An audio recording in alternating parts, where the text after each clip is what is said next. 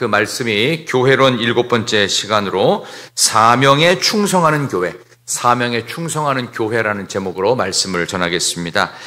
시간이 굉장히 지금 많이 가서 제가 조금 요약해서 말씀을 전해도 되겠죠? 예, 뭐 아멘까지 뭐 하시면 빨리 하라는 얘기인데. 예, 미국에 가면은 그 캘리포니아라고 해서 서쪽 지역이 있습니다. 서쪽에 대서양을 끼고 있는 서쪽 지역에 가면은 거기에 그 새들백 처치라고, 새들백 커뮤니티 처치라고 되어 있는데요. 그 릭 워렌 목사님이 있는 교회입니다. 릭 워렌 목사님이 담임인데요. 미국 교회는 은퇴 없는 거 아세요? 종신입니다. 종신. 죽을 때까지 목회자를 할 수 있습니다. 병이 걸려서 누워 계시지 않는 한은. 그리고 웬만하면 자녀들이 다 이어받습니다. 그래서 구약 전통인 레위기 전통을 그냥 그대로 이어받는 교회들이 미국 현지인 교회인데, 이 새들백 커뮤니티 처치의 그 릭 워렌 목사님이 어느 날 성경을 읽는 중에 너무너무 은혜가 되는 구절이 하나가 발견된 겁니다. 오늘 읽은 말씀은 아니고 사도행전 말씀 잠깐 보겠습니다. 그 릭 워렌 목사님이 어떤 성경에서 은혜를 받았는가 볼게요. 사도행전 13장 36절. 사도행전 13장 36절입니다. 사도행전 13장 36절 말씀입니다.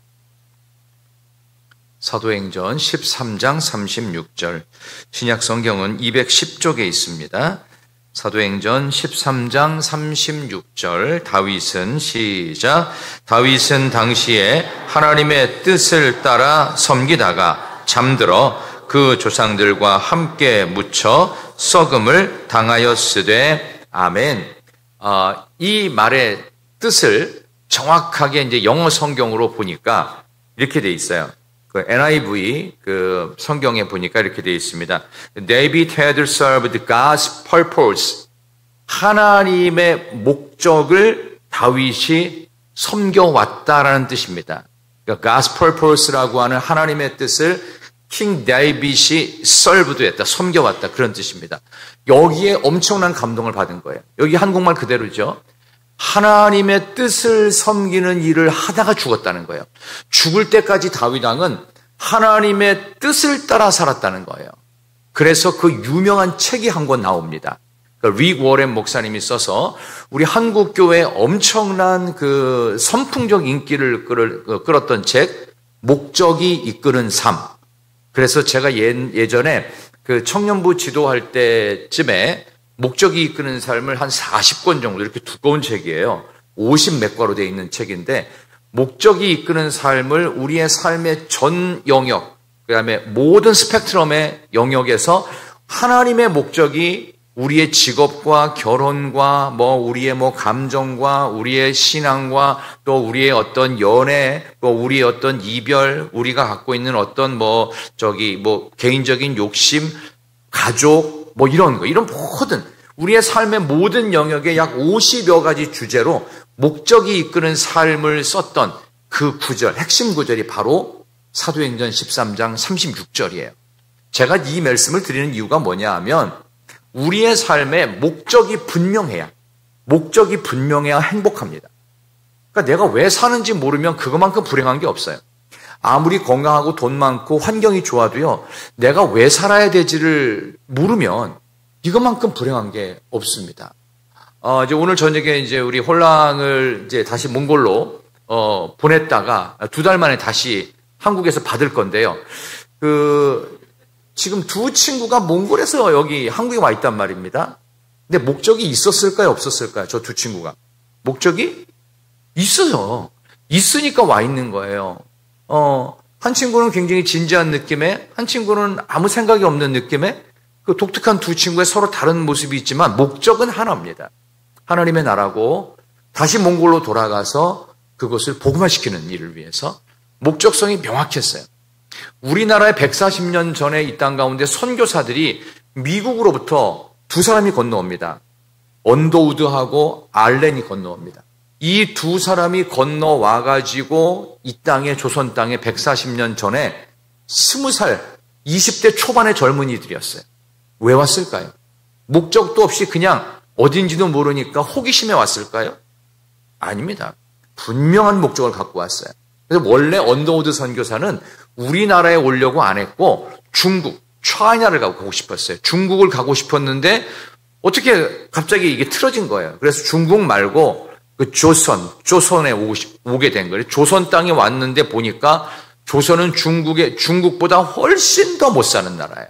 거짓대들이 우글우글 거리고 절대 권력자인 왕과 궁궐에 있는 사람들만 괜찮게 사는 거예요. 아, 이 땅은 복음화 시켜야 되겠다. 왕을 중심으로 한 왕족 이외의 모든 국민들이 가난한 나라. 이 나라에 복음이 들어가야 예수 그리스도 안에서 잘 사는 나라가 되고 그리스도 예수님 때문에 복을 받겠구나. 그래서 여기에 뼈를 묻고 가족들을 이 땅에 묻기까지 이런 선교사들의 활동이 있었어요. 그러니까 힘들고 죽음이 내 눈앞에 있을지라도 목적만 분명하면 그 목적을 이룰 수만 있으면 죽음도 감사가 되고 고통도 행복이 될 수 있었다. 우리가 몽골에 가서 사실 정말 오래간만에 창 닦기 하고 나무 심기 하고 뭐 했는데 목적이 분명했잖아요. 우리 아니면 이거 못한다라는 생각 속에 했어요.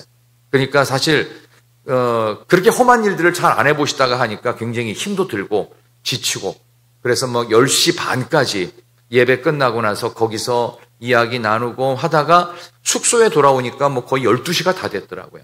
그런데도 불구하고 굉장히 의미가 있으셨죠. 의미가 있었죠. 그죠? 힘들었는데 굉장히 의미를 두었습니다. 힘들어서 다시는 안 가고 싶다는 생각이 아니라 아, 이거 우리 아니면 못하겠다. 우리 아니면 못하겠다라는 마음을 갖고 왔어요. 결국 선교사들이 대한민국 땅에 이 땅에 들어왔을 때도 선교사들이 아니면 이 대한민국이라고 하는 이 거지의 나라는 손댈 수가 없는 거예요. 어느 것 하나 손댈 수가 없는데 유일하게 손댈 수 있는 한 가지 힘이 있었으니 그게 바로 복음이었습니다. 그게 바로 하나님의 뜻이었고 하나님의 목적이었습니다. 그래서 하나님의 목적, 하나님의 뜻, 이거는 우리의 사명이 되어야 된다. 그래서 저는 오늘 교회론 7번째 시간을 맞으면서 사명에 충성하는 교회. 그럼 우리 교회는 어떤 사명에 충성해야 될까? 오늘 이 말씀을 드리고자 하는 것입니다. 우리가 어느 다른 나라, 한 번도 안 가본 지역을 여행할 때 여행의 목적이 뭐죠? 여행 왜 가는 거죠? 여행. 갔던 데 또 가는 거 말고 좀 새로운 데를 가요. 그러면 그 여행의 목적은 뭘까요? 여행 전문가들에 의하면 여행의 목적은 낯설게 만들기입니다. 낯설게 만들면 다 신기한 거예요. 그렇죠? 다 신기한 거. 저는 몽골에 갔을 때 제일 신기했던 게 분명히 해가 지는 시간인데 밖에가 환해요. 그렇지? 그죠? 분명히 해가 졌는데 밖이 환해요. 그게 왜 그러냐 하면은 북극에서 가까워서 그렇대요. 여기 우리 이제 한국에서 위로 계속 올라가서 중국을 다 통과해서 중국 그 끝에가 내몽고 지역, 그건 중국 땅이고 거기서 더 올라가잖아요. 러시아 접경지대까지 올라가는 굉장히 먼 거리입니다. 그러니까 극지대에 가까울수록 해가 져도 해가 안 진 것처럼 훤한 느낌이 있어요. 근데 해는 졌어요, 이미. 근데 해가 안 진 것처럼 느껴지는. 이게 낯선 환경이었잖아요. 낯선 환경. 이 낯선 환경을 통해서 아, 내가 알고 있고 내가 경험하고 있는 것이 전부가 아니로구나. 이런 것을 느끼는 것입니다. 결국 복음이란 전혀 복음을 들어보지 못한 사람들에게 아, 이런 것도 있구나. 새로움을 주고 낯선 환경 속에서 그동안 들어보지 못했던 천국의 생명 말씀, 천국의 복음을 듣는 것입니다. 그래서 우리가 선교를 간다라고 하는 그 목적, 또 우리가 신앙생활을 한다라고 하는 목적은 이 교회 생활과 선교가 굉장히 밀접하게 연결되어 있습니다. 그래서 뭐 선교나 전도에 대해서 뭐 큰 관심이 없는 분도 있을 수 있겠지만 조금이라도 관심을 갖고 조금이라도 한두 군데라도 선교를 직접 가보면 이게 생각이 확 달라져요. 왜냐하면은 그동안 경험해 보지 못한 낯선 환경 속에서의 새로운 것들이 내 안에 막 침투해 들어오기 시작합니다. 그래서 그때 뭘 느끼냐? 아, 이런 것이 있구나. 아, 이건 나 아니면 못하겠구나. 이런 사명감이 스며든다. 그런 점에서 저는 오늘 이 말씀을 통해 사명에 충성하는 교회라는 제목 속에 하나님이 여러분에게 주신 삶의 목적이 새로워지고 새로워진 삶의 목적을 통해 여러분들이 사명을 새롭게 감당하고 새로운 사명을 발견하는 그런 하루하루가 되시기를 진심으로 소망합니다. 우리 옆에 계신 분에게 한번 이렇게 인사하도록 합시다. 하나님이 당신에게 더 좋은 사명을 주실 겁니다. 인사합시다. 하나님이 당신에게 더 좋은 사명을 주실 겁니다. 주실 겁니다. 뭐 어차피 몽골에 갔다 왔으니까 몇 주는 또 몽골 얘기를 해야 되니까 이제 홀랑 가가지고 이제 뭘 할지 저는 얘기를 들었어요. 홀랑이 오면요, 뭐 시키고 막 한다는 거예요. 뭐 이렇게 또 시키려나 봤더니 보니까 포크레인도 타야 되고 성경학교도 같이 해야 되고 또 어디 멀리까지 가가지고 한 5시간을 그 선교사님이 트럭이 있거든요. 트럭에다가 이 포크레인을 실어 가야 돼. 이 포크레인이 큰 포크레인이 아니에요. 가장 작은 것보다 하나 위에 정도 크기예요. 대형이 아니에요. 소형 포크레인을 싣고서 5시간을 타고 가서 그거 갖고 땅 파고 뭐 하고 또 다시 포크레인 싣고 5시간을 다시 돌아오는 그런 거를 이제 저 친구가 할 거라는 거죠. 뭐 한 주를 할지 2주를 할지 모르지만 아마 지금 모습보다 훨씬 더 홀쭉해진 모습으로 분명히 올 것이다. 저는 그런 생각이 들면 일을 엄청 시켰구나. 근데 뭐 거기 선교사님이 그 원래 이름이 그 벌러르털이잖아요. 사람이 무지 털털하더라고요. 보니까 그냥 내버려뒀으면 그냥 쌍남자가 됐을 것 같더라고요. 아주 그냥 이 거칠기가 짝이 없고 말을 또 얼마나 잘 타는지 징기스칸의 후예라는 게 느껴질 정도로. 근데 보니까 선교도 그렇게 아주 거친 환경 속에서 막 진짜 거침이 없어요, 막. 그래서 제가 개인적으로도 도전도 받고 또 그랬었습니다.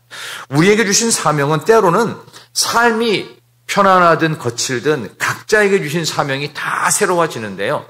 똑같은 것만 하지 마시고 때로는 안 해봤던 거, 경험해보지 못했던 거. 그래서 때로는 해외여행도 가시는 것을 저는 추천을 해드리고 가도 괜찮다는 말씀을 드립니다. 낯선 삶 속에서 느껴지는 소명은 또 다르게 올 수 있다. 그런 의미에서 내년도에 한번 우리가 몽골에 가서 성경학교를 한번 하면 어떨까? 이런 이야기를 좀 서로 의견 교환을 선교사님하고 하고 돌아왔던 기억이 납니다. 그러기 위해서 정말 중요한 게 뭘까? 우리 예수님께서 이 지구상에 태어나셨잖아요. 지구상에 물론 주님이 만드신 지구지만 이 땅에 태어나셔서 이스라엘에서 전혀 낯선 환경 속에 인간의 몸이기 때문에 인간의 몸 그 낯선 환경 속에서 무엇을 하길 원하셨을까? 예수님의 목적은 뭘까?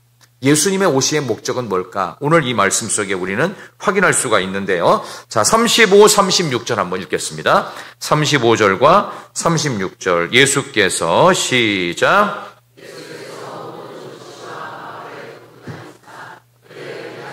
가르치시며 천국 복음을 전파하시며 모든 병과 모든 약한 것을 고치시니라.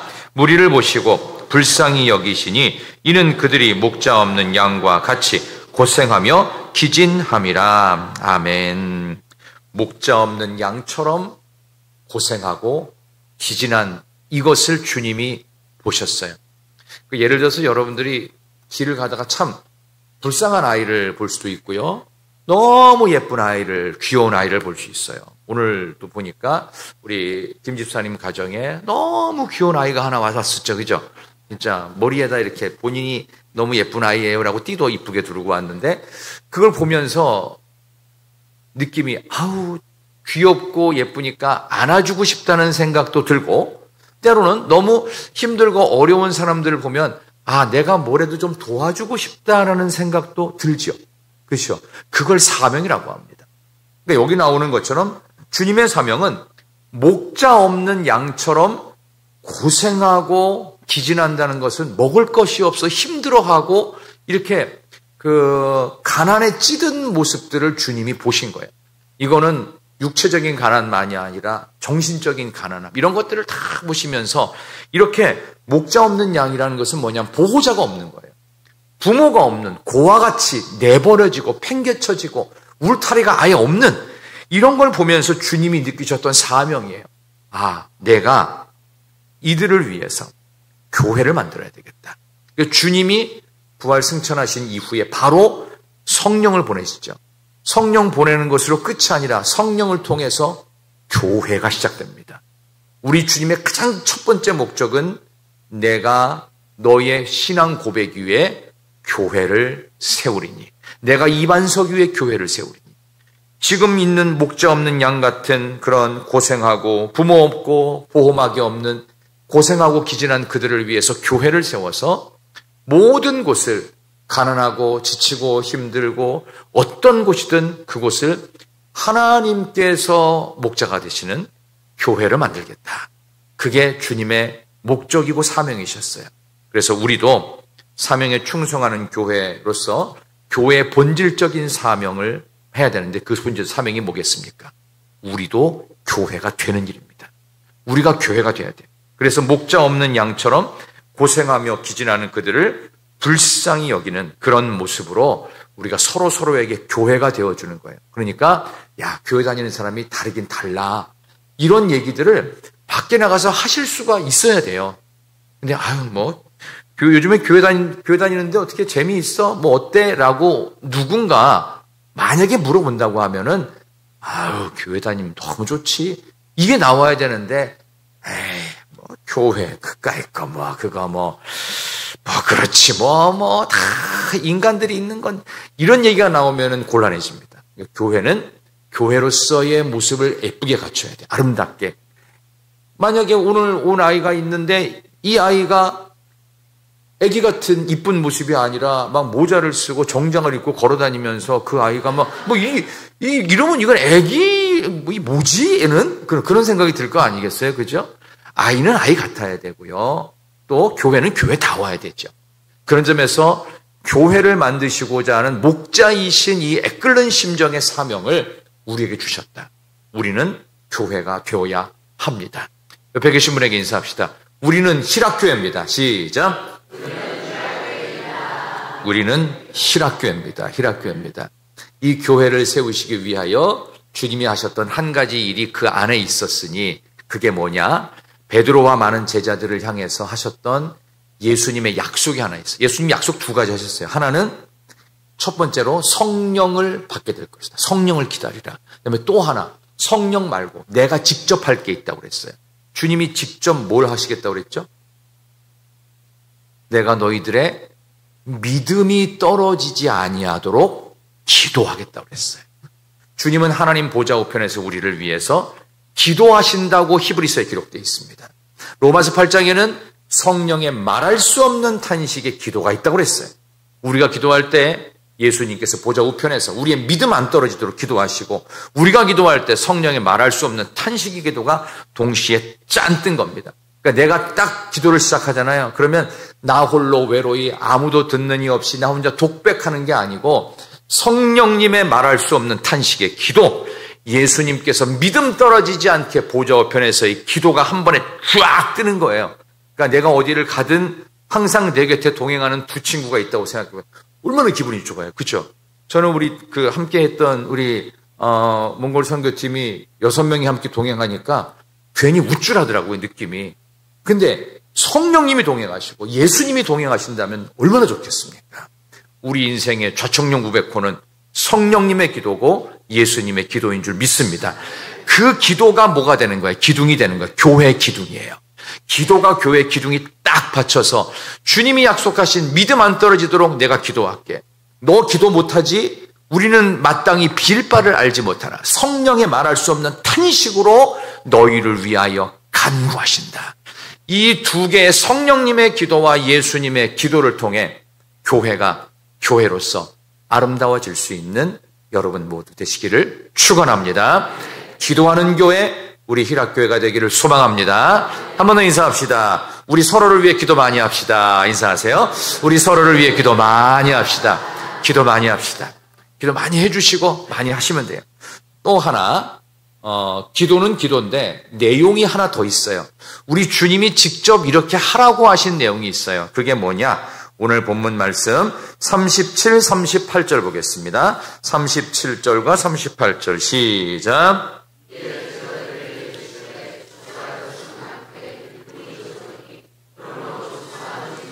청하여 추수할 일꾼들을 보내주소서 하라 하시니라. 아멘. 추수할 것이 많다는 것은 건져내야 될 영혼이 많다는 뜻이에요. 그러니까 추수를 하면은 이 열매가 있잖아요.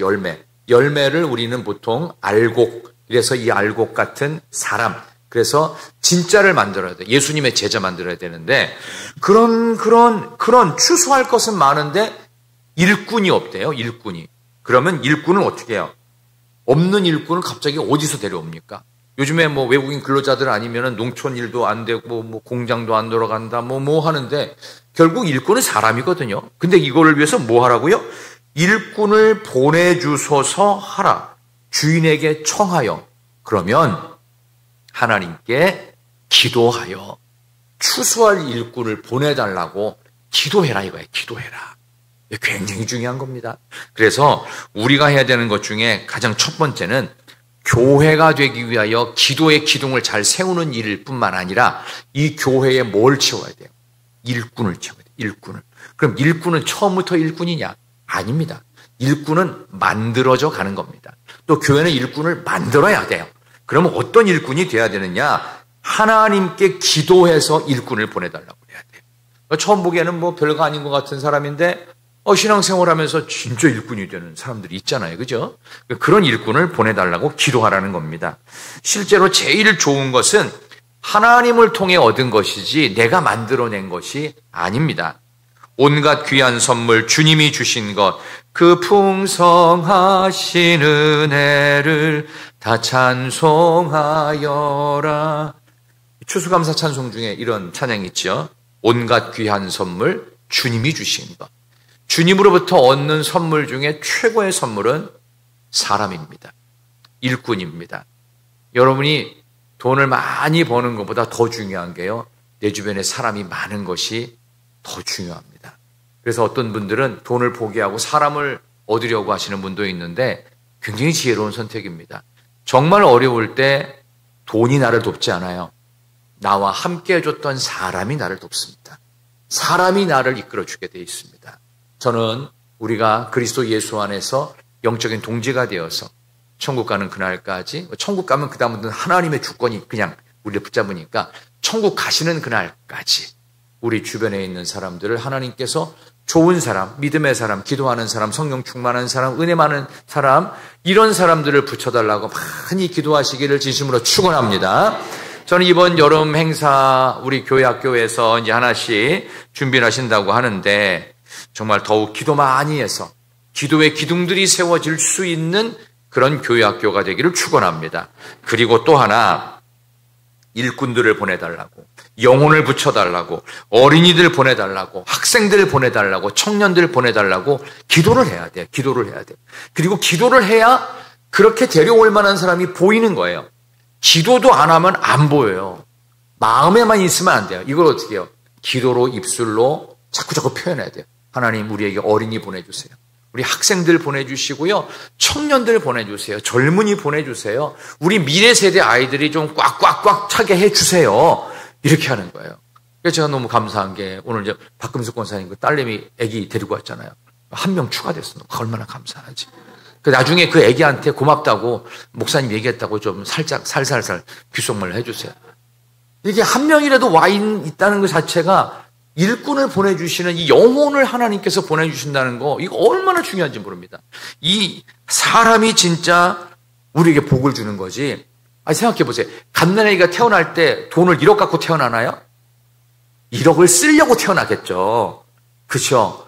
우리에게 마이너스가 되려고 태어나는데 어떻게 우리는 그것을 소망이라 여기고 행복이라 여기고 기쁨이라 여기고 돈을 엄청나게 써야 될 애인데도 불구하고 우리는 행복해합니다. 왜 그러죠? 그게 사람이 주는 기쁨이다. 그래서 저는 우리 교회가 하나님의 일꾼들로, 하나님의 사람들로 가득가득 채워져서 하나님이 우리에게 주실 사명 끝까지 잘 감당할 수 있는 우리 교회가 되기를 진심으로 축원합니다.